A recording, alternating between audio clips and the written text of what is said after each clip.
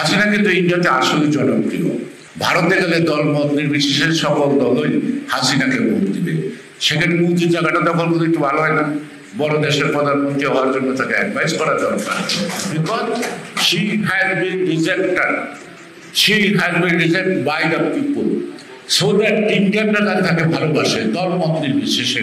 তাহলে ভালোবাসার দেশে একটু কন্টেস্ট করা, বড় দেশের রানী হোক না, এই ছোট্ট দেশের রানী হয়ে লাভটা কি? এই ছোট্ট অর্থনীতির চুরি করলে ধরা পড়ে, তাই না?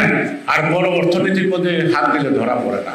তাই আমি অ্যাডভাইস করবো প্রধানমন্ত্রীকে, আপনি খুব জনপ্রিয় ভারতে, আপনি ওখানে যান, ওখানে একটু প্র্যাকটিস করেন, ওখানে রাজনীতিটা করেন। যেহেতু বাংলাদেশের মানুষের আর এখানে যা লুটপাট করছেন তার লুটপাটের জায়গাও নাই, এটা ফেরত দেওয়ারও আপনার পক্ষে সম্ভব হবে না। সুতরাং লুটপাট আর বেশি টাকার মালিক হতে যাচ্ছিল, you should go to India.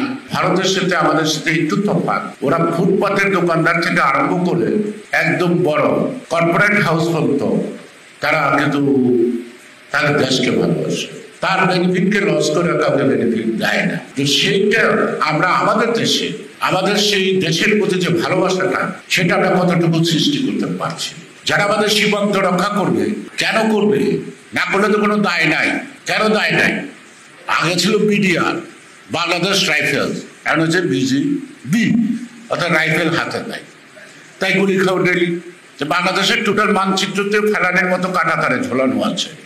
এটা বাংলাদেশটা স্বাধীন আছে কথা বলার মতো কোনো সুযোগ নাই পলিটিক্যাল সায়েন্সের ভাষায়, নাই। কারণ প্রত্যেকটা কথা যদি আমি অনেককে জিজ্ঞেস করি, আরেক দেশের অনুমতি ছাড়া আমি কোনো সিদ্ধান্ত না দিতে পারি, সেই কান্ট্রিকে কখনো সার্বভৌম কান্ট্রি বলা যায় না। আর যে কান্ট্রির সার্বভৌমত্ব থাকে না, সেই দেশ কখনো স্বাধীনতার ডেফিনিশন করেন না। হাসিনা চুক্তি করতে পারে, কিন্তু আমরা যদি সজাগ থাকি বাস্তবায়ন করতে পারবেন না।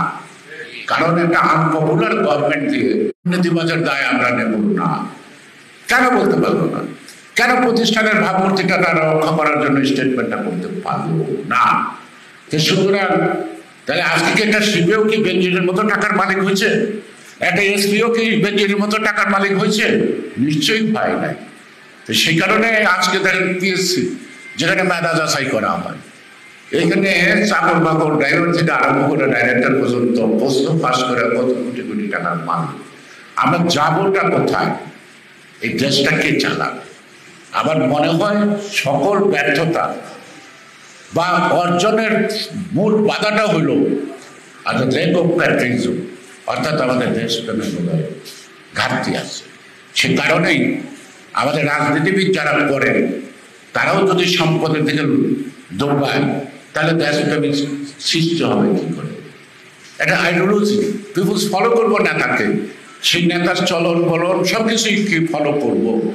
আর আমরা যদি পাড়ানো গাড়ি, দামি গাড়ি ছাড়া আমরা মিটিং আসতে যদি মনে না হয় নেতা, তাহলে এর চেয়ে দুর্ভাগ্য তো আর কিছু হইতে পারে না জাতির জন্য। স্বাধীনতার প্রশ্নে, আমার দেশের স্বার্থের প্রশ্নে যদি আমার কমিটমেন্টটা যদি যত তীব্র হবে, আমি তত বেশি সাহস। এই সাহসটা আসে কিন্তু কমিটমেন্ট থেকে। সে কারণেই আমার কমিটমেন্টটা কি ফর দ্য পিপুল, আমার কমিটমেন্টটা কি ফর দ্য কান্ট্রি, না আমার কমিটমেন্টটা for myself, how to develop my self.